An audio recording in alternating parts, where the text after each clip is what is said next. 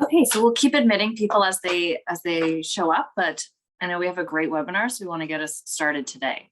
So hello and welcome to the Society for South Asian Architects and the Royal Architectural Institute of Canada present Spotlight South Asia. My name is Nevena Martinovic and I am the Education Manager at the RAIC, and I would like to welcome you to today's webinar. Before we begin, I would like to start by offering a land acknowledgement. Land acknowledgements are an honest and historically accurate way to recognize the traditional First Nations, Métis, and/or Inuit territories of a place.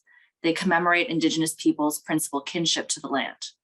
They remind us of our colonial history and acknowledge the land where each of us engages in our daily lives, as well as the Indigenous peoples and ancestors who are and have been the caretakers of that land for millennia. If you have not done so, I encourage you to reflect and develop your own land acknowledgement and invite you to share yours in the chat box. As this event is being held virtually, I acknowledge that one singular land acknowledgement does not reflect everybody with us today. However, as the RAIC is located within the traditional unceded, unsurrendered territory of the Algonquin Anishinaabe people, the RAIC honors the people and land of the Algonquin Anishinaabe Nation and all First Nations, Inuit, and Métis peoples and their valuable past, present, and future contributions to this land. The RAIC acknowledges the historical oppression of lands, cultures, and the original peoples in what we now know as Canada, as well as the role architects and architecture played in that oppression. The RAIC respects and affirms the inherent and treaty rights of all Indigenous peoples across this land, as well as those outlined in the United Nations Declaration on the Rights of Indigenous People. The RAIC honors the generosity of the members of the RAIC Truth and Reconciliation Task Force and Indigenous Task Force. The RAIC is committed to listening and learning along this journey together. Today's presentation is titled Society of South Asian Architects and Royal Architectural Institute of Canada presents Spotlight South Asia, and will be presented by members of the Society of South Asian Architects executive team, along with guest speakers Safdar Abidi, OEA MARIC, Principal, Higher Education at Perkins&Will, and Supreet Barhay, OEA, member of the RAIC, Principal at WZMH Architects. Society of South Asian Architects is a not-for-profit organization that aims to embrace and promote a culture of diversity, equity, and inclusion in the professions of architecture and design. Their goal is to support communities by creating opportunities for mentorship, education, networking, and outreach. This session has been organized as a joint initiative between the Society of South Asian Architects and the RAIC. The Royal Architectural Institute of Canada is a not-for-profit national organization dedicated to representing architects and architecture since 1907. The RAIC is the only national voice for excellence in the built environment in Canada, focused on providing Canada's architectural community with the tools, resources, and education to elevate their practice. The RAIC is committed to showcasing how design enhances quality of life while advocating for important issues of society through responsible architecture. The RAIC's purpose is to create a better world for all by empowering Canada's architectural community. Through our work, the organization envisions a strong architectural community that is valued and empowered to create change. The RAIC's national office is based in Ottawa with a growing federated chapter model. Current chapters and networks are based in British Columbia, Alberta, and Nova Scotia. Armed with our new strategic plan, issues of equity and justice are central more than ever at the RAIC. Our goal is to create a just culture that strives for social and spatial equity, embraces and respects inclusivity, fosters diversity, and is accessible to all. Our intention is to continue to expand access to and broadest participation in the RAIC. We are also committed to integrating equity and justice into infrastructure, programs, and services. Membership in the RAIC is voluntary. A few more additional points of information before we begin. You are welcome to ask questions throughout the session via the chat feature on your screen. These will be collected and given to the presenter at the end of the session, at which time they will be answered. If you experience any technical difficulties during the webinar, please use the chat feature to inform us. You'll see that there are 2 participants with RAIC staff at the beginning of their name. You can also private message us to directly notify us of any issues you might be having. Lastly, please be sure to return to the RAIC's learning management system to retrieve your continuing education certificate. Completion of a survey and short quiz is required before the certificate will be issued. Information on how to access this will also be sent to you by email. And now, without further ado, I am delighted to welcome the Society of South Asian Architects team. Thank you all so much for being here. Well, thank you, Navina, for the event introductions. I would just like to quickly say a few words about our organization before we move on to the roundtable panelists' introductions. SOSA was formed in early 2021 with a goal to create a platform to provide students, professionals, and newcomers to Canada an opportunity to work, network, engage, and collaborate, as well as to promote a culture of diversity and inclusion in our profession. Hi, everyone. Thank you for taking the time out to attend this event today. My name is Tushar Negi, and I am originally from New Delhi, India, where I completed my bachelor's in architecture in 2012. I worked for about 3.5 years in Delhi before moving to Canada in 2015 to study construction project management from Fanshawe College. I joined WZMH Architects in 2017, where I currently work as a project manager in the retail and residential project teams.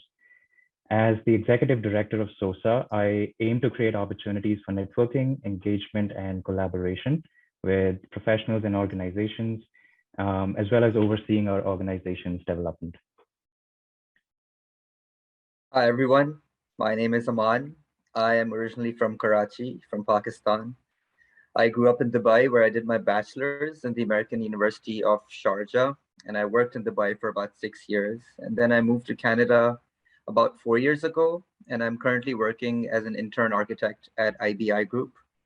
I'm honored and excited to be a board member at SOSA, where I've taken on the role as treasurer. Good afternoon, everyone.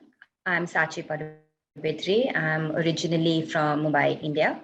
I have over 8 years of experience with a master's degree in sustainable environmental design from the AA School of Architecture in England. And I currently work at IBI Group in the high-rise residential vertical as an architectural designer. As the director of marketing at SOSA, my goal is to support the design community as well as the new immigrants in Canada. My responsibilities also entail to promote and advertise all of SOSA's events, collaborations on our social media platforms and the website. And as a little side note, I'm trying to be the representative of marketing. Please follow us on all of our handles and we'll keep you posted. Thank you. Hi, everyone. My name is Kanika Kaushal, and I'm from Delhi, India again. I was born in Delhi, grew up there, was exposed to different cities, different fabrics from a very young age because my mom was in the army. So I traveled a lot. I think that sort of, that was the starting point where I started just getting interested in the built environment because I just wanted to understand where I was happier, whether it was Delhi, whether it was other cities where my mom used to be. So I think somewhere it started from there, like the interest in architecture sort of began, and that's how I did my bachelor's in architecture. Worked in Delhi for a few years, started my practice there, Brickwood 419 Design Studio, with my husband, who's also an architect. I wasn't super happy with just practicing, so I decided to pursue my master's. So I came to Canada in 2014, where I started studying at Waterloo University, and that's where my interest in heritage architecture and planning sort of rose. And since then, there has been no looking back. I've been working within the heritage field, working with McCallum Safdar Architects presently as a heritage specialist. Most of my work involves managing and advocating for like heritage historic sites. So that would be my area of specialization. Alongside, I've always been very interested in mentoring students and professionals from different backgrounds, not necessarily just South Asian. I have been doing that since 2016. And when the opportunity of meeting these fantastic people from SOSA came up, I was super excited. So I am working as the director of public relations at SOSA. So essentially looking at the image of SOSA within the public and protecting it, enhancing it. Yeah, super excited to be here at this event. Thank you. Hi everyone, I'm Tejasvi Gadkari. I graduated with Bachelor's of Architecture and Bachelor's of Building Science from Chandigarh College of Architecture, India in 2013. I worked for 3 years in India and then migrated to Canada in 2016. I've then worked for firms based in Toronto and Kitchener while pursuing continuing education courses from Ryerson University. I'm now currently working as an architectural designer at WZMH with focus on public and mixed-use projects. As the Director of Outreach at SOSA, I'm responsible for strengthening relations between SOSA, design professionals, and architectural organizations, and oversee implementation of outreach strategies. Thank you. Now over to our first guest speaker, Supreet Barhay, for her introduction. Hi, everyone. I am Supreet Barhay. So originally, I am from New Delhi, India. And I did do my Bachelor's of Architecture degree from Bangalore University way back in 1999. After that, I did work for a year with the same company I was doing my internship with, Design Action Group in New Delhi. And then I wanted to study more. I wanted to do more. So I actually did give the GATE exam, as many of you may be familiar with in India. Got the scholarship and then got into building engineering and management at the School of Planning and Architecture. So I finished my master's in 2002, and which is also happens to be the year I moved to North America. I actually originally located to Florida in US, and I was working there for 3 years before I eventually moved to Canada in 2005. And then I started working with a firm called Pello Associates and Architects, which was my first job in Canada. And it started as an intermediate designer in 2005. And since have been working with the company, then we eventually merged with WZMH Architects in 2015. And I was appointed as a principal in 2019. So a long journey.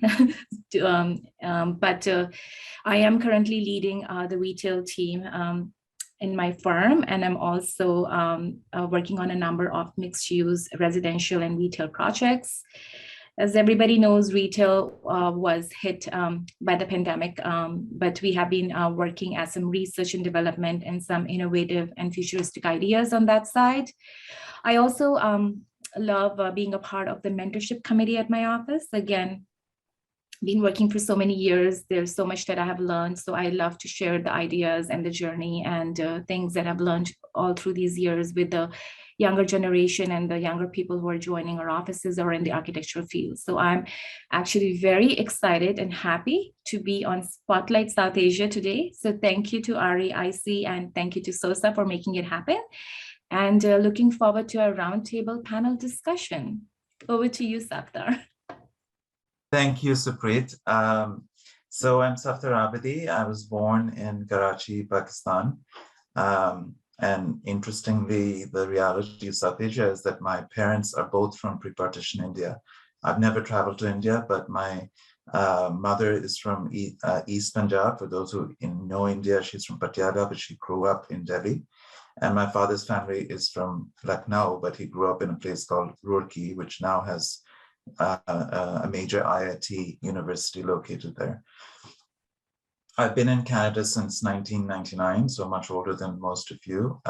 Delighted that an entity like the South Asian Society of Architects has been formed, because I think there's a rich community of people from South Asian backgrounds in Canada, and this is a great effort. Both my undergraduate and graduate degrees were obtained in the United States. My undergraduate degree is actually in civil engineering, and I got that from the University of New Hampshire. And I did my architecture at the graduate level at the State University of New York in Buffalo. For the last 10 years of my career, I've ended up focusing entirely on design for higher education. And that is the world that I live and breathe every day, and I love it. It is a dynamic and moving world of users and thinking and philosophy. And I currently lead higher education in Canada for Perkins&Will, but I'm part of a network of higher education leaders in a firm across the world. So delighted to be here, privileged and honored to be invited, and really looking forward to this discussion. Thank you. That's the end of all the introductions, I guess. So just let's just straight away dive into the conversation. We have a few questions, topics that we want to discuss with the both of you. They kind of link to each other. So I'll start with the first one. So a lot of immigrants tend to idolize their life, the study programs that they're aiming to pursue here and the careers when they are planning to move here. And there's a huge difference in the professional environment here as compared to other South Asian countries. The climate here is very different. The academic programs are structured and orchestrated very differently. In your opinion, what do you think are some realistic expectations that new immigrants should keep in mind when they're planning to move to Canada in regard to like living, studying, and working here? I can go first if you want. When I was thinking of an answer to this question, I was thinking about the experience all of us have of moving to a new neighborhood, moving to a new city, or moving to a new school.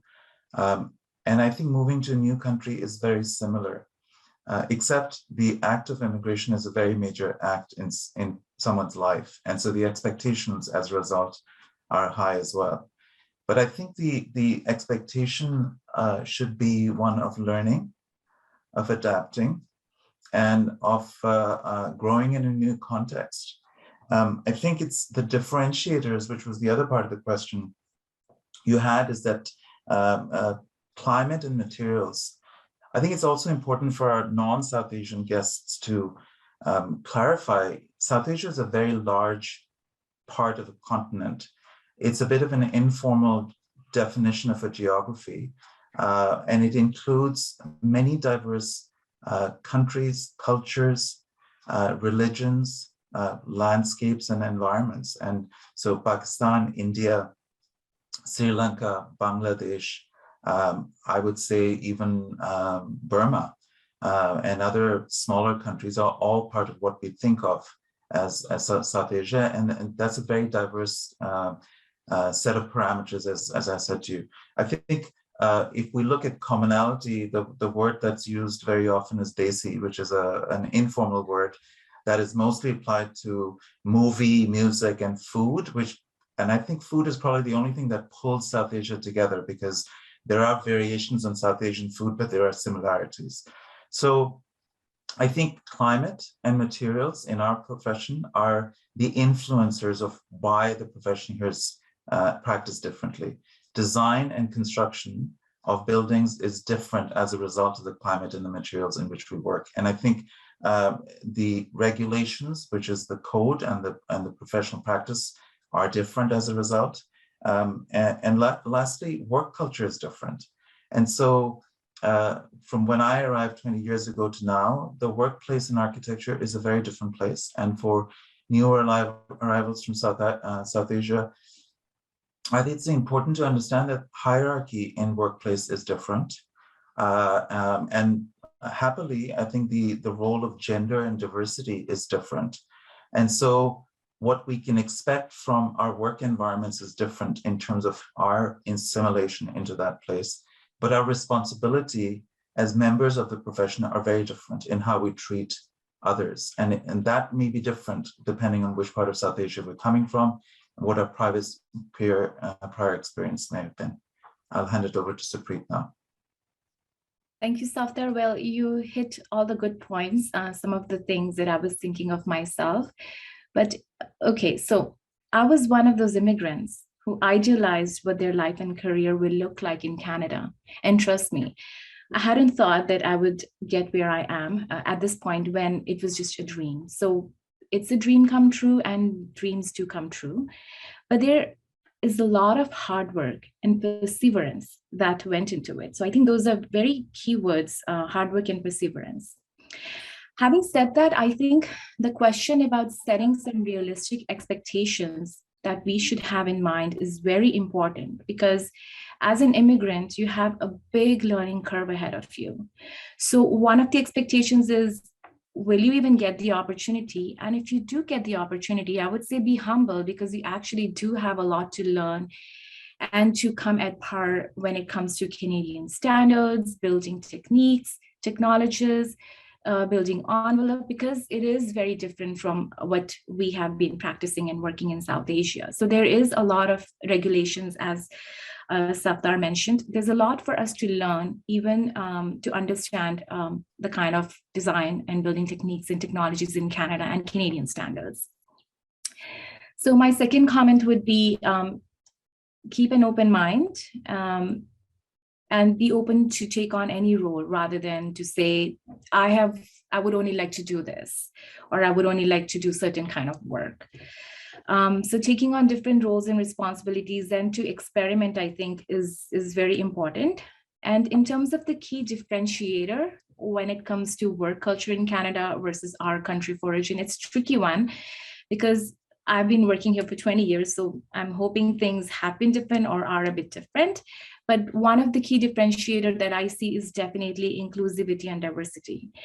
As Safdar mentioned, like even within South Asia, we have so much diversity and so much culture. But now add to that the diversity and the culture of the entire world that has now come together in Canada. So the multicultural work environment is something very different, because you're collaborating with people from different backgrounds, different cultures, and everybody has a different experience, and they all have something different to offer at the table. So I think that's one of the key differentiator that I see.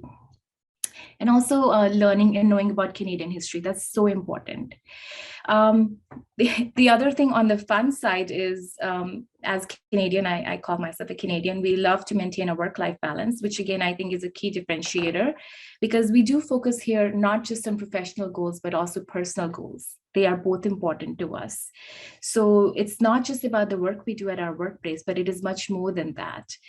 A lot of the companies, you will see that they will have cultures of doing a lot of extracurricular activities when it comes to having bike groups, or having bike and walk groups, or softball groups and things like that. So again, something which I didn't see when I was working in my home country. It was really all about going to work, working, and then coming back. So I think those are the things, again, different culture, different expectations. And I think, yeah, being more inclusive and listening and learning definitely are the key things. So my next question is about, like, now that we've talked about expectations, let's talk about, what happens when you've moved into North America. So like job interviews can be very nerve-wracking, right? Especially if you're new to the country. I moved to Canada about after gaining 6 years of experience in the Middle East. When I started looking for jobs here, a lot of the recruiters I was speaking to at the time told me to lower my expectations in terms of compensation and seniority in roles, because I didn't have enough Canadian experience, right? I felt like I needed to start from scratch. So the question is, how did you respond to the topic of lack of Canadian experience when negotiating your position and composition? Or in short, how did you approach your very first Canadian or North American job interview? I think I can go first, because Safdar probably does not have that experience, since you actually went to school over here as well, right? So even for me, it's a bit different, because let's flash back 20 years when I had just moved into North America. And trust me, I was very nervous and anxious, because I had 2 degrees, but I did not have any North American experience. So it was a very real thing for me, because now I'm going to actually get compared to all the people who have gone to school here, and they understand the building codes, the climates and the weather and technology way better than me. So I knew there was a big learning curve ahead of me, and not having that knowledge, we're already starting at a disadvantage. So the recruiters are kind of not wrong in saying that we should lower our expectation, because in terms of compensation or seniority, we'll come to the seniority in a bit, because as a newcomer, I think we first need to go through our learning curve. We need to educate ourselves as to what are the building codes, what are the different standards, what is the weather and climate, and what is the building technologies that are used here.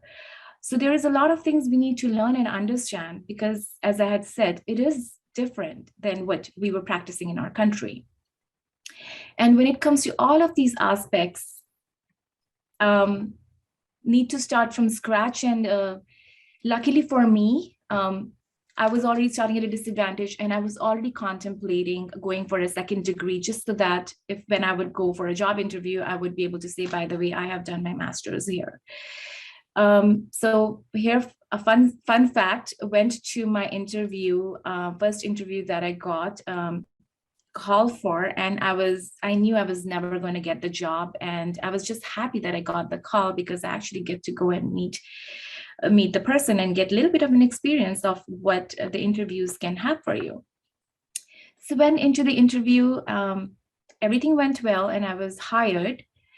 What was interesting was my waiting period for the work authorization that I was waiting for. I was worried about this, and I started going to the library.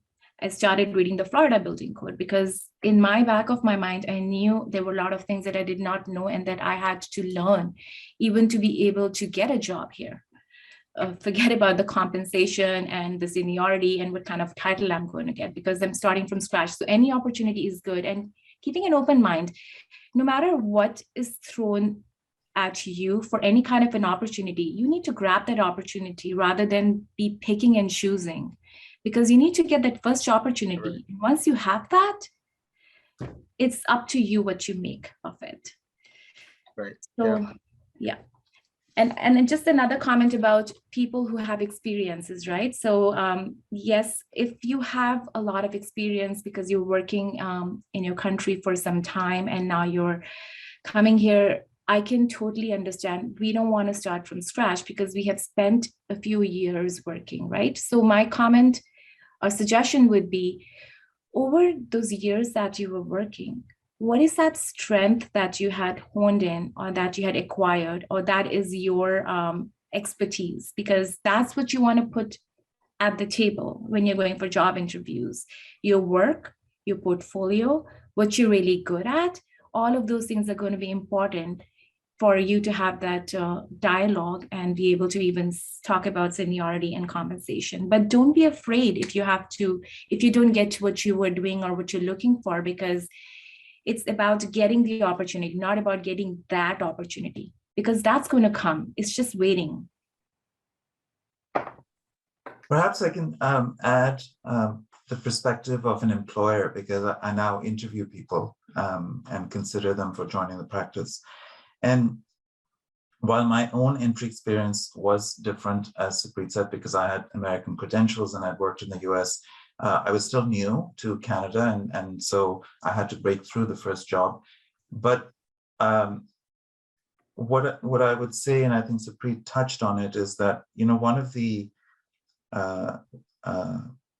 ideas about the selection criteria for a candidate is that you should hire for the attitude, not the skills, because skills can be learned on the job.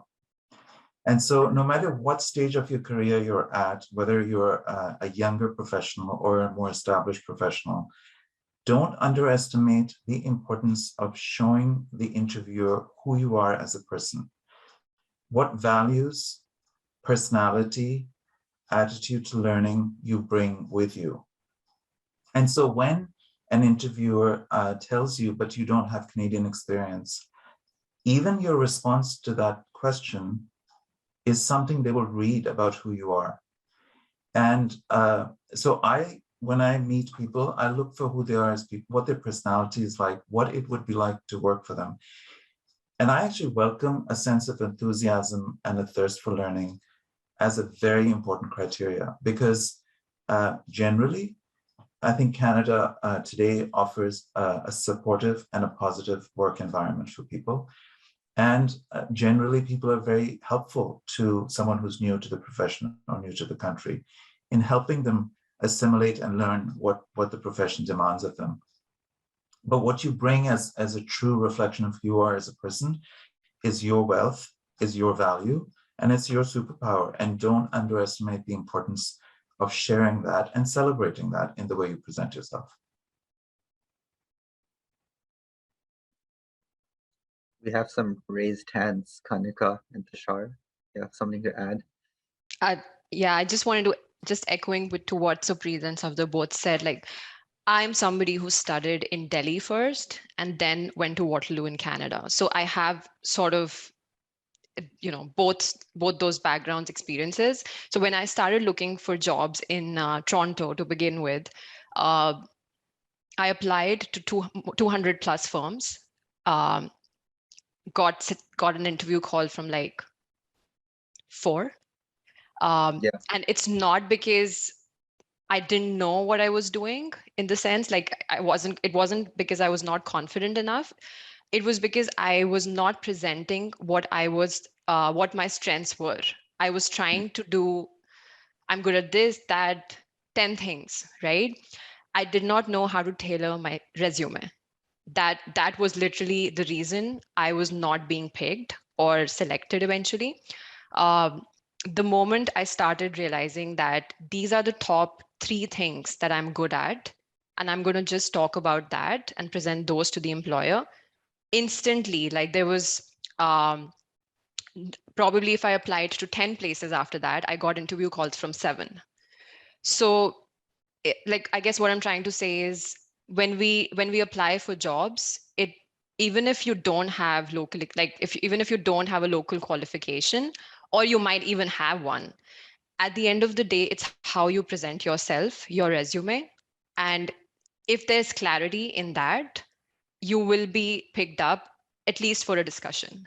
Your resume would not go unnoticed. That's what I've felt. And I think that's been super helpful to a lot of people I've spoken with, who, just give me a call or send me a message, Kanika, we've been trying to get an interview call, but we haven't been able to. And then when I go through their resumes with them, you can see why. So I think that aspect of sort of looking for a job in that entire process is super critical, and it shouldn't go unnoticed.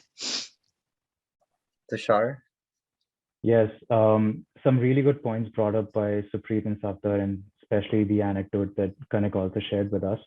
I think it's very important to understand that these are some real qualities that you can actually work on when preparing for these interviews.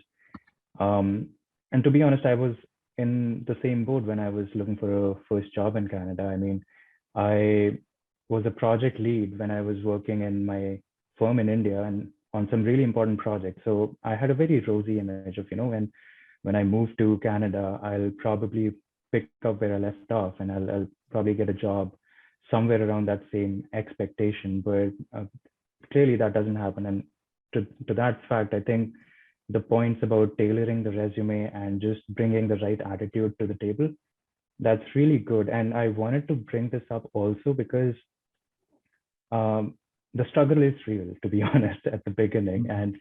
And there are so many immigrants who just, lose hope and eventually just start looking for jobs outside of our profession.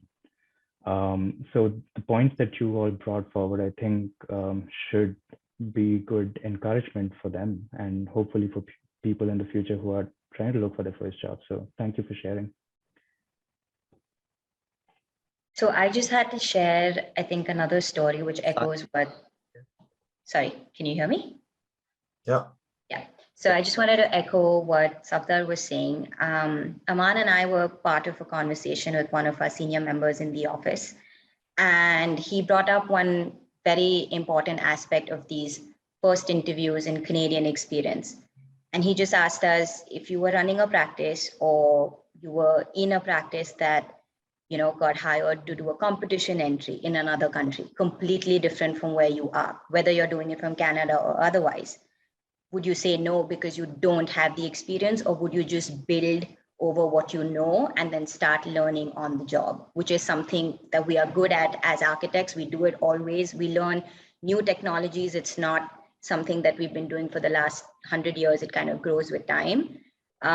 So it's nice to hear that, you know, everyone seems to have the same opinion that the qualities that we have do matter and do count. And just taking off from there, actually, that's kind of the next question we have is we discussed the challenges, we discussed the first time, you know, the interviews, the first interview, the conversations with the professionals in our industries. In what do you think are our strengths as immigrants in the country? We come from different backgrounds, we come from different countries, we have a different skill set when we come here. So what is it that helps us grow in the industry and, you know, take us forward for our future in the career, basically, in our career, basically? I can start if you want, Sachi. Sure, go ahead. I think this is an important question because each of us as individuals brings wealth of our offering and our culture to a workplace. This particular question about the contribution you can make to the profession as a South Asian, the sort of baseline for it needs to acknowledge that our ability to contribute what we bring as South Asians requires our workplace to welcome and receive that contribution and not try and suppress it. But it is also our responsibility to promote and offer what we believe is authentic to our culture and makes us unique. So it's a double-edged kind of thing that for the richness of any immigrant's contribution to a country or a profession, both of those elements need to be in place. So I would say, as South Asians, we bring a broader worldview because many of us, as I explained earlier, come from a part of the world which is very diverse and complex in its history, in its systems of religion or class stratification, or even climatic issues. It's a complex place with a long history, and we are all derived from that complexity, and we shouldn't underestimate the value of people who've been nurtured in that kind of environment. So we have a broader worldview. I think every culture has a different approach to problem solving. And in South Asia, we have a term called jugaad, which means resourcefulness and finding a solution in spite of all obstacles. This is a term that's across all of South Asia. It's about resourceful problem solving with determination. If we are allowed to express our culture and bring it into our workplace, I think that attitude, which is not as subscribing to following the rules and to be nitpicking and not opening up your mind, is a very valuable way of thinking that we can bring to the table. I think cultural influences on design is an untapped avenue of architecture. In my recent work, working with Indigenous communities and also working on initiatives of equity, diversity, and inclusion within the architectural practice within our firm, I think the question about what is a culturally derived architecture is still a big question. Architecture has a tendency of being stylistic, and sameness is driving a lot of the work that's being done in Canada. And I think cultural influences on design, what design looks, how does it look different when it is derived from a sense of different culture, is something we can bring to the table. But again, the profession and the industry and the market needs to welcome it. I think we're also members of a post-colonial culture. And so while we find commonality in Canada's colonial history, I find that my affinity to the Indigenous Canadians is very different, because I believe that our culture also lived through what Indigenous Canadians have lived through, not in a similar way, but there is a commonality. And I find that because I come from a culture that is old and it is connected to its land and history, I have an immediate empathy and connection to when I learn about Indigenous Canada and the kind of traditions and sense of respect for elders, respect for tradition, respect for the land. And our culture comes, it is something that makes us unique and connects us to Canadian history in a unique way. So those were some of the thoughts I wanted to share. Thank you. Supreet? Yeah, so Safdar, very, very well said about the connection with the Indigenous community being from the post-colonial and having that empathy and then that kind of affinity to we understand that because we have gone through it and there is that commonality, right? So that's so strong. And it's so important to learn about it if you don't already know about it, because we have invested, we have learned about Indigenous people, culture, and everything here. I think as a newcomer to Canada, it's important that we learn about it if we don't already know about it. Again, love the fact that, you know, we already have a broader view of the world and the society. We love to travel. We love to see places. And even within South Asian, there is so much diversity already there that we understand what diversity is and how to include it and be a part of it. We're just doing it at a grander scale. So those things are all things that we already bring inherently. We already are inclusive because we have been inclusive when we were in our home country and we were working there. And that untapped cultural influence is so true, because we haven't, like, when we went to school, we were learning about passive design because our buildings in India or in South Asia are not designed for mechanical systems, right? It's to do everything passively. So what is now becoming a code and things that should be pursued for sustainability, it is something we have been doing from a long time. But how is that coming? Because we have all learned it in school, we have practiced it, we understand in hot and arid climate what kind of houses you need to make, and in a cool and humid climate, what kind of structures need to, what are the passive designs. So we've already learned all of that, and we were actually working on those things when we were working in South Asia. So those things were inherent in our design. I still remember my days of doing psychometry charts and solar diagrams, which have been lost here, because here, if the building is not well insulated, we'll pump in more air, right? So I think that is such a big untapped, the passive design and things that we had learned, and that's what we bring. And I think we can contribute more, which I'm starting to see that happen, but it's still untapped and there's so much to do there, right? So the other thing which I found is the strength coming from a different culture was the work ethic. So I loved your Jogar example. We are Jogarus, right? So, and the attitude, just connecting back to your previous comment about the attitude you bring to the table, right? So you're working on something and here's a problem. It's not a problem, here's a challenge. And by the way, I think this is how we can work with this challenge. So the problem solving, I think inherently we like to not say this, here's a problem. We like to say, oh, by the way, we have an issue and I think this is the way to resolve it and work with it. So not creating, but always having solutions, or finding solutions, or thinking of solutions, whether it may or may not work. Of course, we need to go through different to make sure that they can work. But that attitude is so important, right? And having that attitude at work and the learning attitude. We are learners. We love to learn. It's, as I know I said, there is so much to learn, but we are good at it. The other thing I feel about our culture is academically oriented. I know our parents, our grandparents, when you're growing up, it's all about academics. It's not about sports. It's not about extracurricular activities. It's not about music and art. It was always strong focus on academic. Make sure you're good at math and science. Those things were things we grew up with in our culture, but academic is such a big part of, at least now, hopefully these days it's not, and things have changed, and I'm happy they have changed, but it was when we were growing up, right? So there were a few inherent things that I think we can bring in, and there is so much that we can contribute. Anika has a question.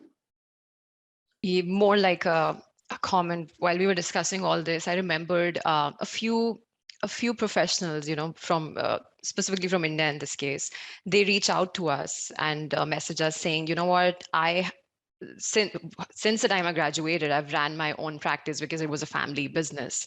So in terms of experience, I haven't worked for a big firm, or I don't have experience going out of India and then gaining that experience in terms of different cultures. So when I moved to Canada, would that experience of running your own practice count in any way? So I find that really, because I ran my own practice, so I know what you can bring to the table, even if it's not like you haven't worked in Canada before or any other country, as a matter of fact. When you run your own practice, you learn so much more. You actually learn about the bigger things and the most critical things in terms of executing or delivering a project, whether it's time management, whether it's client management, whether it's overall project management, right? Like at the end of the day, the first thing you start with is, this is the budget, this is what the client is looking for, how do we go about this? So working towards their expectations and deliverables from starting from day one. You might not know about codes, you might not know about the building envelope details and all of those things, which which you can learn eventually while you're on the job as well. So just making a comment here, like if you ran your own practice back home and you're coming to Canada, don't think that wouldn't help. You have so many skills that a lot of people working locally might not have. And specifically in my case, I'm working as a project manager as well right now, and I can see how that's helped me. So no learning in any way goes waste. It's just about going back and like thinking retrospect, like, oh, this helped me in this way, so I'm going to present myself, focus on those abilities and skill sets when I'm being interviewed. So that's something that's really helped me during just the whole employment process. Great. So just sort of continuing with that, I remember when I was studying at Waterloo, that was the first time I realized, I don't think like consciously I understood what research is. How do you even research about anything? I was doing a lot back in India, but I think I finally got that clarity when I was doing my master's in Canada. So that was like one of those instances that really shaped the way I look at my projects right now, whether it's working on a historic building in terms of evaluating their heritage potential, or how do you go about the design process in terms of adaptively reusing these properties with new developments and integrating them with new developments. So I guess what we would like to know is, have there been any such experiences in both of your lives that have really shaped the way you look at designing or just architecture in general today? And why don't we start with Supreet? Thanks for that, Kanika. Okay, so that's a tough one. We all are very different people, and our experiences and our surroundings and how we grew up, everything kind of shapes us and makes us the person we are today. And we are forever changing, right? So this was not me 20 years ago. I'm different today because my experiences and my surroundings and my work, everything has kind of developed me and defined me and refined me further where I am today. So interestingly, going back 30 years, when I was in high school and I was looking for opportunities. So one of the things was, in our culture, or at least 30 years back in our culture, there were not many women in the workforce by choice. So that was a big challenge. And I remember I wanted to be this first woman or girl in my family who wanted to get this professional degree. And of course, we all have big families. We have tayas, chachas, mamas, and uncles and aunts, lots of uncles and aunts, right? Who would be like, no, you shouldn't let your girl go away from home for 5 years. That's not good, right? So all those, everybody's kind of saying those things. And yet despite all odds, your parents are backing you up and saying, okay, if you have this, you want this, I'm going to back you up, right? So as a cultural impact, that was always on my mind. Was I feel like my parents had a big part in letting me realize my dreams, because had they not given me that first chance and given me the wings, I wouldn't have been able to do what I'm doing, right? So, and the landscape was different. We were going to universities. There were not many females there. There were engineering college, hardly any women, right? I'm so happy to see that the landscape has changed today, and the equity we talk about and diversity, and we see equal number of women working in the workforce. It just makes me so happy, because it's a big change that has happened over the past 20 to 30 years. So, and then, so again, what had shaped me, I was always driven, and I loved to travel. So of course, traveling, seeing all these buildings and hearing and about Rajawal and Chaskari, I think it was kind of influenced and kind of pushed me towards the architecture, that, oh, maybe I want to be an architect. So funny incident, great, you're in architecture school and you have a classmate who is an amazing concept designer. There is no way you can compete, okay? So suddenly you start to get this feeling, oh my God, am I even meant to be an architect? Because I cannot come up with this amazing concept that this person can just come up with, right? Because everybody has different strengths, right? So if you are not a concept designer, it does not mean you cannot be an architect. Duh, it took me, I had to finish my degree and start working to realize that, oh my God, it's okay. I am an architect. I don't need to be a concept designer, but I'm good at so many other things, right? So I found my strengths and skills in managing, and that's why I did my master's in building engineering and management, because I took a lot of interest in all of those bar charts and Gantt charts, and how you put everything together and what needs to happen when, and how the sequencing has to follow, and what are the construction techniques. So those things interested me more. So I gravitated towards that component of architecture. So that helped me do what I'm doing or where I am, but it had a big part to play in it. So yeah, I mean, I guess it's even when you do things that you don't like, they push you in the right direction. That also, I guess, has helped me. Like started working with an interior architecture just right after I graduated. It was very interesting, but I didn't really find it that, like, I didn't find this to be my passion. So that time I was struggling, but now when I look, like in hindsight, when I look back, I feel like, oh, if I wouldn't have pursued that, I wouldn't be probably doing what I'm doing today. So like instances like these, for sure, you just don't know at that very moment, but yeah. they're pushing in the right direction. So just to add to that, there's something I love about our intern architect program, and that is exactly, they make you go through programming, feasibility, concept design, design development, all the way to content admin. It's a perfect opportunity for you to be able to experience each and every phase of architecture and design, and find what you're good at and what you really love doing and what you're good at doing, right? I think going through that experience, 3, 4, 5 years, whatever it may take, that's when you really find out what is your skill and what is it that you enjoy doing, because it's a vast field. It's not just design, it's more than design, because even doing contract admin in a really good way is putting that building in place to the way it was conceived and meant to be. And there is a huge part that goes during construction which people may think, oh, it's not the designer, it's all about the designer, the designer. It's not. I think it's every part and component of the whole program, and every person who participates in it has a big role to play in bringing it to life. I can share a few thoughts, Kanika. I think for me, a big shift in my role in architecture happened when I started working with academic communities, which is more than 10 years ago. And what it did for me was it repositioned the significance of buildings and architecture as not just physical objects, but as members of a cultural experience or components of a cultural experience. And what it opened up for me was the world of thinking about architecture as something that tells stories, And architecture is a place of cultural experience and memory making.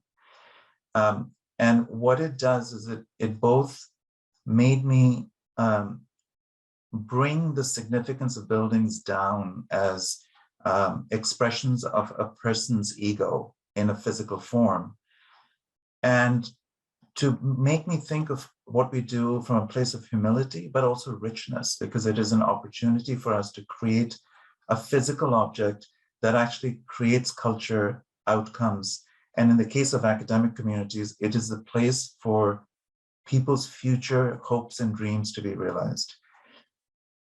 And that kind of transformed my entire understanding of architecture as not as an output of ego, but as a cultural artifact.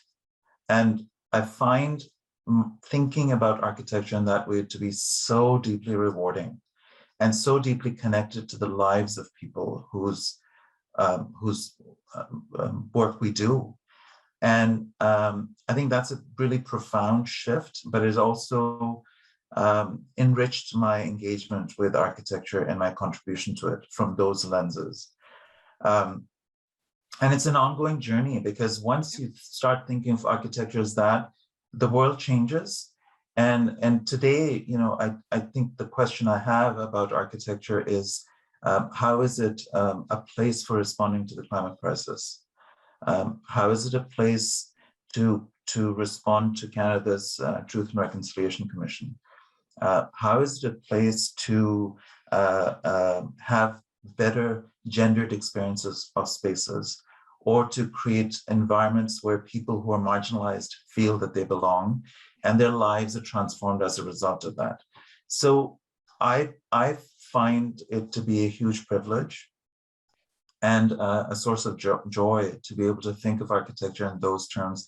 And it's required me to undo the ego and in the other hand, enrich architecture to a place where it has much more societal significance than just the output of one person's individual ego. Yeah. Yeah, I remember one of my thesis supervisors saying exactly the same thing when she was mentoring and supervising my thesis. She said, because I asked her, you know, her name is Mona Al-Khafif, Dr. Mona Al-Khafif. She's now teaching at the University of Virginia. So I asked her, like what made you shift? Because she also ran her own practice and then she shifted to academia, like completely. She's like, it's how you can impact, like the way you teach and when you interact with students, the level of impact to the community, to the profession is way, like it's just enormous if you do it right, obviously. So it's when you were talking about the impact, it took me back to that time when she shared that.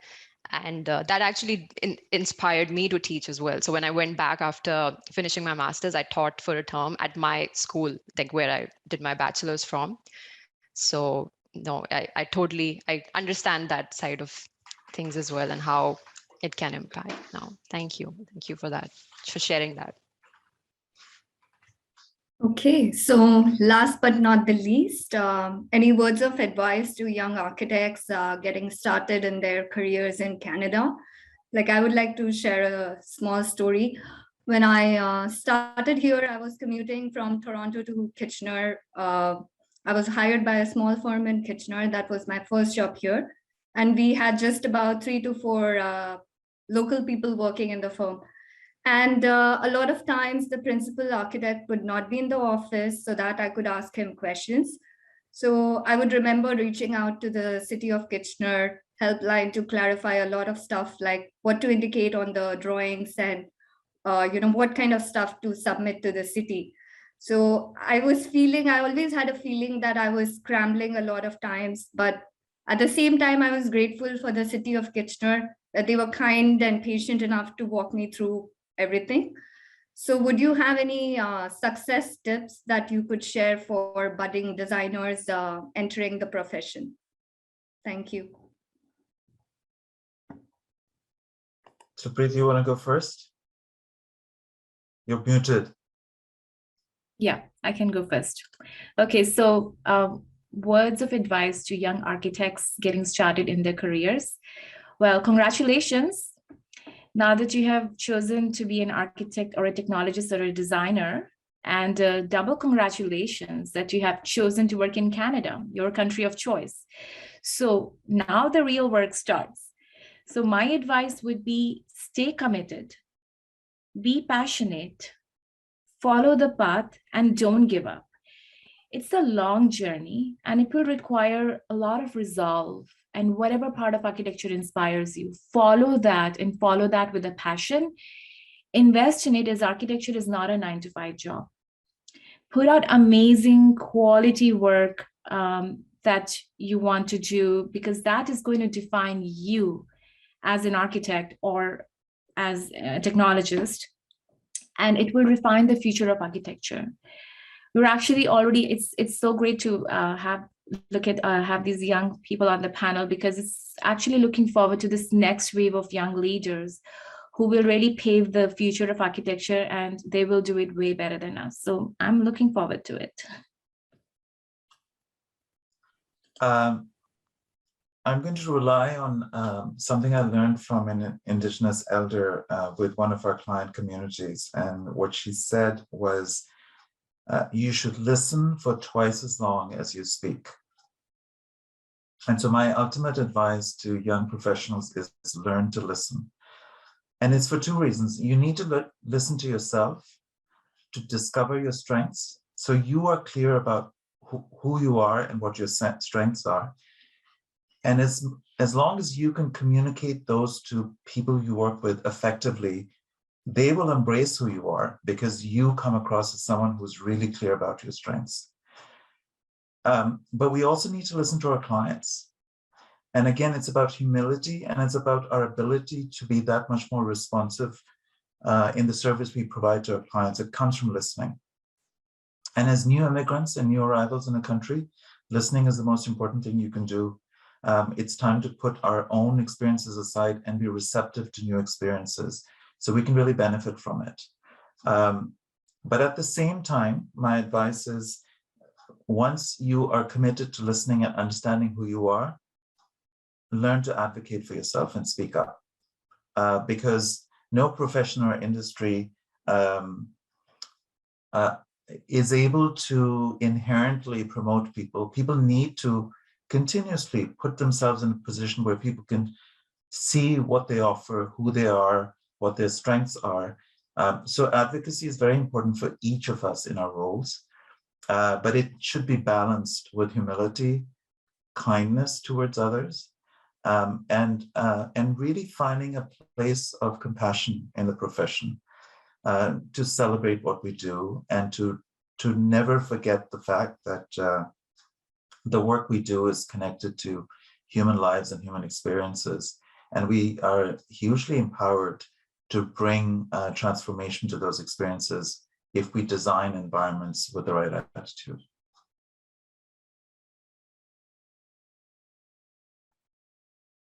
Kanika has a question. You're on mute, You're Kanika. muted. Sorry, I just wanted to add, just from what I've learned, and it's been just 3 years here, so I don't know a lot of things, and that's something I'm very happy to admit, and which I was not initially when I just landed. I was scared to ask questions, which I feel most of us are when we land. So if I had to give one advice, it would be, if you don't know something, ask. And people here in Canada, they are so warm, so supportive. They will actually take out the time to teach you whatever you don't know. At least it's been that way with me. And I've been really fortunate to have all that support. But generally speaking, from whatever I've experienced in the past, it can be anything. It doesn't even have to be about architecture. It can be literally anything. Don't take that burden and pressure all on your shoulders that you should know everything from day one. It's better to just, spill it out, research, ask questions, discuss with your colleagues or friends, and it definitely helps. Let's just put it that way. So we have about 25 minutes left, and we I think at this stage. I think Sorry. Tushar has Tushar. another. Oh, Yeah, oh, no, I see. I just wanted to actually follow up on what Kanika had mentioned, right? Especially during this time of pandemic, it's ever so important to start communicating and even ask all the questions that you're not sure of. That's the best way you can learn and grow faster.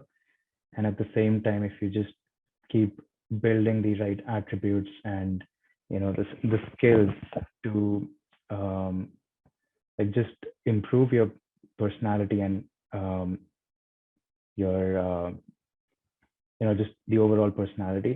That's all I wanted to add to this. So thanks. It's also a great time to start from scratch. Like people always think that starting from scratch is like the worst thing that can happen to them. Like, I guess if I wouldn't have moved to Canada, I wouldn't have been a heritage architect or a specialist, whatever. So we just don't know. You're probably going in the right direction. You just don't know. So don't stress so much that, oh my God, I'll have to start from scratch. Be more excited about the opportunities. Like Supreet was saying, that if there is an opportunity that you might not be super happy about because you were not doing that back home, that doesn't mean that you're closing doors to every other opportunity. So there can be so much more that you can experience through that. So I would be excited about just working with a talented group and learning from them. And one other thing that I wanted to add was I've come to realize over the years that it's never too late to start learning, right? It's never too late to do anything. It's been 10 years for me personally in the industry after graduating, and I feel that there's so much more to learn, and I'm just starting. Yeah, Sorry, go ahead. No, go ahead, Aman. I was just saying that architecture itself is a very slow learning curve. I feel requires a lot of time, and there's a lot to learn. And yeah, you just gotta stick by it and learn slowly and keep the attitude. So. I agree. There is so much to learn, and we are always learning. We are always learning on a daily basis. Not to say that, by the way, we also have to complete continuing education credits, which is because that just stresses the importance of the learning is never done. And there's always more to learn. And with new standards, new technologies, and so many things coming, you are always catching up, actually. So learning is an important part of life. We are never done learning. And I think to keep an open mind, listen and learn, those are really key things we need to continue doing forever.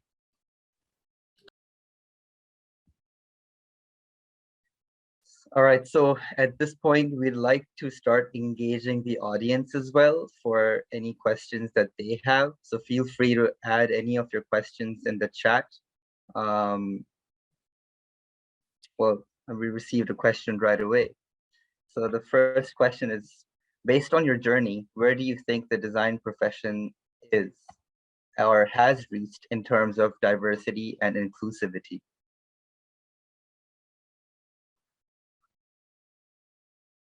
I can take that on first. So we are a big office. We are an office of 160 to 180 people. And within the last 5 years, I'm seeing the employees, and we have such a diverse people who are a part of our organization or an office. It's come a long way from where it was when I had started working in 2005 here. I probably seem to be the only person of South Asian origin at that time, but now it is such a good mix. So in terms of where it has reached, we are seeing a lot of diversity. We are seeing people are getting hired from all different communities and cultures, and that just says for itself about inclusivity, right?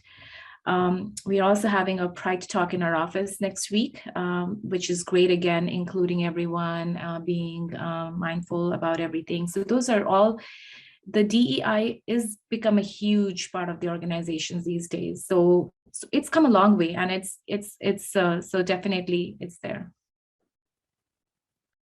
I would just add, I think it depends on where you are and what the context of your practice is. I would agree with Supreet that the discourse and the awareness around issues of diversity and inclusion have come a long way. I think the George Floyd murder in 2020 was a turning point for the world and certainly North America in engaging that topic.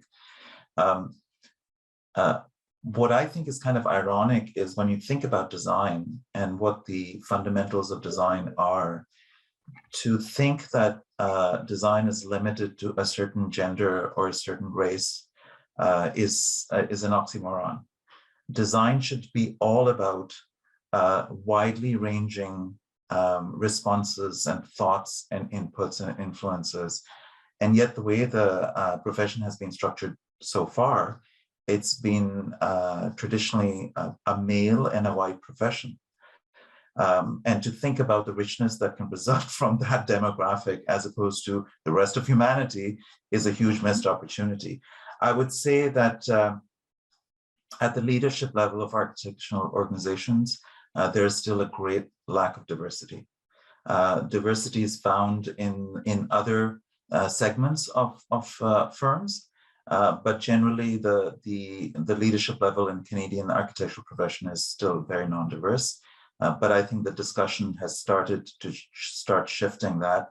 And I think the ultimate success of design would be to finally open the doors to the richness that comes from all kinds of different perspectives and genders and influences, creating design.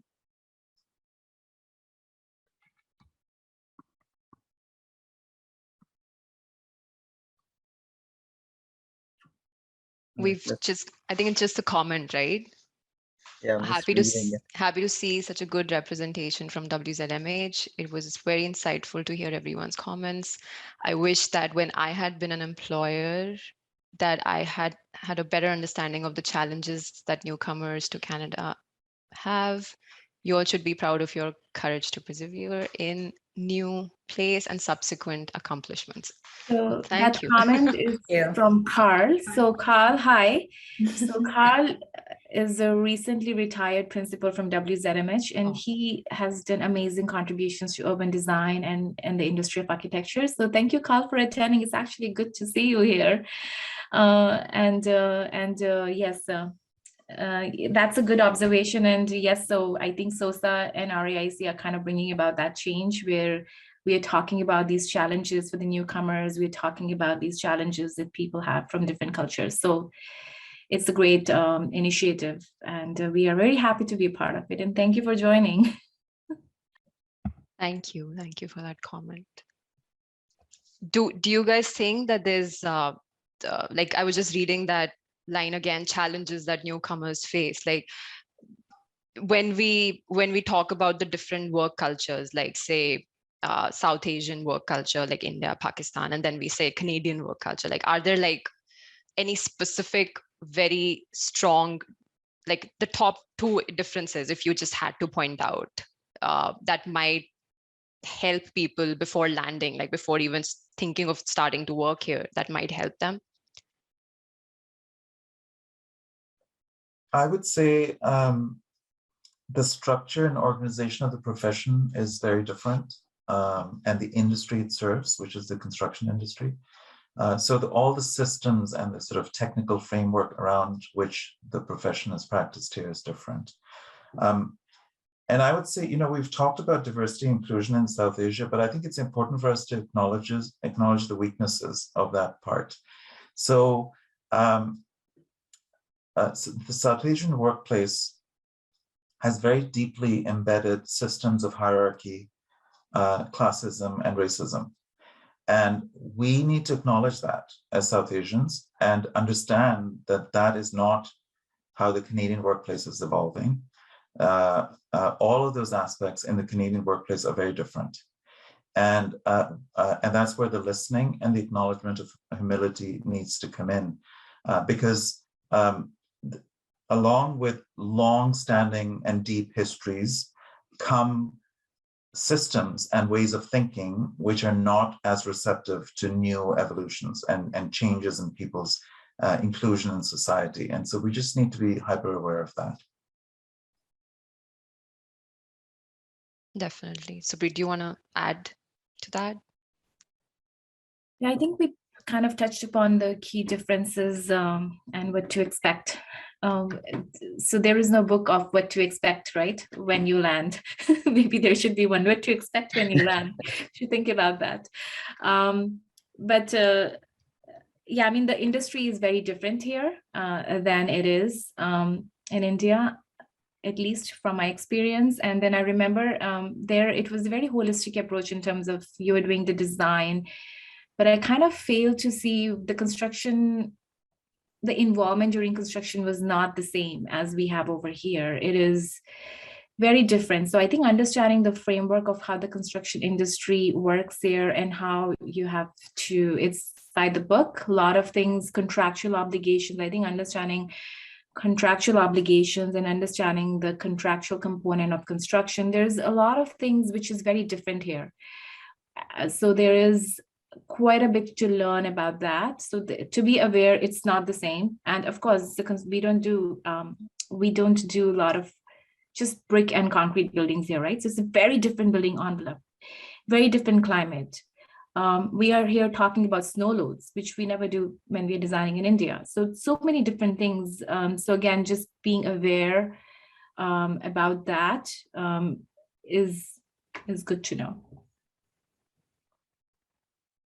Maybe my question is more of you all helping us with our next initiative, but Safdar, you did mention our strengths need to be accepted in the environment we're in. Sometimes that's doesn't happen. If you have a good mentor, that's brilliant, but if not, is there anything you think we could do, or both of y'all think we could do, which could kind of enhance those strengths, whether it's like, I don't know, design charrette. So I'm just thinking at the top of my head, but is there anything that could showcase the strengths that we have to the organization we're in, or generally on a larger platform? I think while you are a new immigrant and go through very realistic challenges of settling into the profession, you know, you're in a difficult state of mind at that point. But I think it's important at that point to not forget the value that you're bringing to a new society, and to remind yourself that you are valuable. The world experience you bring, the cultural experience you bring, even the experience of a different professional practice you bring are important. And those are the kind of things that SOSA can, I think, bring to the thinking of young and new arrivals within the profession into Canada. And I think we as professionals need to remind ourselves on a daily basis, based on our individual comfort level, of where we come from and what value that brings into our daily lives when we practice architecture in this country. I think most of us have the tendency, or are more comfortable not raising our differences and really feeling like we should be like everyone else. And that's a natural reaction. But don't forget that each of us brings a richness of culture that I think it is our responsibility to share with our colleagues who are not from the same culture. And it's not just Canadians, it's many different people. And I think we're stronger by sharing what is unique about us with our work colleagues. And it brings interest and fun and richness to the work experience for everyone. Great, thank you. Supreet, do you have anything to add? Yeah, no, I totally agree. I think sharing the richness and about the culture is important, educating everyone, and at the same time learning about everyone and their cultures, right? It's back and forth. We also want to learn about other cultures. As you're right, it's fun. It's fun to know more about different cultures and what they bring and what they think. Those conversations are so important in forming our teams and in collaborating with people and working together. And I think Safdar had previously said a very important thing. We need to advocate for ourselves of what we can, what we bring to the table, what we can do. and soft skill development, right? So that's an important one. So every conversation you have, we don't realize it, but unconsciously, we're already developing a soft skill in how we are handling the conversation. And always, whenever you have to have a difficult conversation, think about it before, rehearse for it, because there are so many different ways a conversation can go. And that's because we're all developing our soft skills, and we continue to do, and some become really good at it over time, and some are still struggling, right? Because we're all different people and we all have different strengths. So, but that's important. So the soft skills, keep developing them, and then advocate for what you can do, what you can bring to the table, and be proud of sharing your culture, educating, and at the same time learning. Great, thank you. There's another question in the list, but I think we addressed this, I believe. We did, yeah. We did. Okay. I have a question of my own, and it's kind of my favorite question. So do you have any architects, when you were studying architecture, when you were new in the profession, did you have any inspiration from famous architects, be it South Asian or not, and the kind of work they did? Any specific people that you would want to point out? I would say there are a few South Asian architects whose work stood out to me because of how it combined the traditions of modernist design with local contributions of climate and material and history. So architects like Jeffrey Bawa from Sri Lanka, who's a phenomenal designer in how, to some extent, Jeffrey Bawa's work is only very recently become very relevant. And the last, I think it was the Pritzker Prize, or one of the very eminent designs from last year, where the award was given to a studio that actually sort of develops un-architecture, non-architecture, and architecture interventions that are non-visible, but integrate into an environment as a response to the climate crisis and in terms of resource extraction. So Jeffrey Bawa's work reminds me of that, in how it weaves itself into vegetation, into land and water, and the environment in which it inhabits. I think Balakrishna Doshi from India is another phenomenal designer, and from Pakistan, Habib Fida Ali, who was a very important architect. So those are architects whose work I don't see on a daily basis in my work here, but I look back at it as sources of richness that combine both my sort of culture, history, and the thinking about architecture and how it relates to its culture and environment. So Tushar, you've taken me back to my school days when we used to read Bannister Fletcher, and we went through history of architecture through different semesters, right? So as you go through the history of architecture, you find your favorites, right? So I remember when I was going through Greek and Roman. Greek was really nice. I wanted to actually go and see those places, right? So it was like, oh my God, I want to actually go and see the pyramids in Egypt when I was learning about Egyptian. So having gone through all of the history, which our school makes us do, I think I kind of was very influenced, and I really like the modern architecture. I feel like it had the most impact. And seeing the buildings done by Corbusier and the Farnsworth House and all the different Mies van der Rohe work. So it all kind of still is fresh in my mind, seeing those buildings.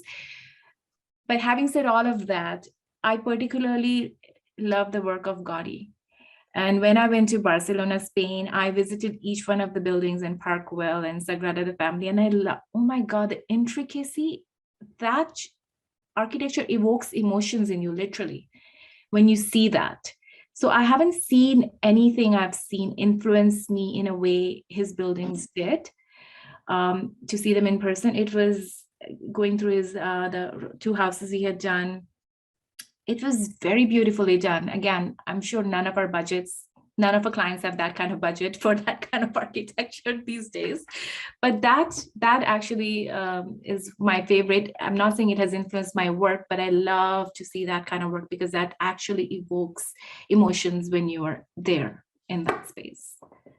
But yeah, and then of course, vernacular architecture, love the Kerala architecture, is how it responded to the climate and how the work was done. So in the last semester, I remember we went through all the Indian architects, and I loved B.V. Doshi's work and Raj Rival's and Laurie Baker. So it's all good, but definitely Gaudi stands like. Thank you for sharing. We're a bit short in time. There's 4 minutes left, but we have another question. We'll try to quickly answer that, or and then we'll move on to closing the event. So this question is, what are 2 to 3 key steps that you took along your career that helped you reach where you are in your career?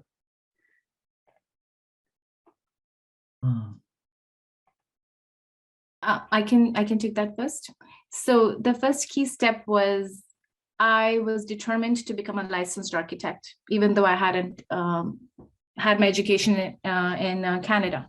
That was a very important milestone for me that I had set for myself, because I had gone to school for many years to do a degree. And when I was here, I felt like, why should I not get a license if I have worked so hard in school, studying for it and getting the degree? I think where we see a lot of people will get the degree, but then they don't pursue getting licensed. And there was a big lag that was happening before EXAC came into being. So thank you for the EXAC, because when people had to give AREs, a lot of people were not even thinking of getting licensed. So that set your goal.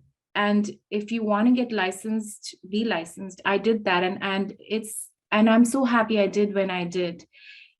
Despite all of the hurdles, because we didn't have EXAC at the time, I gave my exams and I had a baby at home, and so many other things, right? So, but if you have a goal, follow it and finish it. So that getting licensed was a big milestone in my career, which helped me, but it was work to get there. So that was one key step for me. Do you want to? Any key step for you, Safdar? I think it touches on some of the points I've already shared, which is about speaking up for who you are and how you fit into the profession. I think it's important for your colleagues, for your employer, and for your clients to know who you are and what value you bring to the design table. So I think it's about learning to develop an understanding of who you are, self-awareness, and developing your strengths with clarity and communicating them effectively to everyone who engages with you. And I think many of those elements, I believe, create a position of value for yourself, which is recognizable, and how you're able to support your practice, and what benefits clients see in working with you. And that's something I deal with on a daily basis, is the ability to step into a client's world and their mind, and understanding what their anxieties are and how we can help solve them. A lot of that comes from awareness and then being able to communicate them. So I think those are some of the thoughts. And for me, many things go back to storytelling. Storytelling is such a central binder for the profession, in the way we share what we do and the way we share the significance of architectural design in the world and the lives of our clients, but also all the conflicts. I think, Kanika, you were talking about a community meeting earlier. Even that success in facing objections from community stakeholders is about your ability to tell a story that inspires and convinces people of what you're trying to do. So I think those communication skills are important, and I completely acknowledge that comes from experience, which I have. But I think we can build the foundation and keep building it one step at a time throughout the course of our profession. And in the end, or as we mature into the profession, it benefits what we feel about architecture and our daily experience of the profession. So those are some thoughts I would share. Thank you, everyone. On behalf of RAIC and SOSA, we would like to thank both Supreet and Safdar for bringing their expertise and engaging experience around the table. Special thanks to all the participants in attendance for supporting and contributing to the event. We hope you enjoyed this session and found this event beneficial.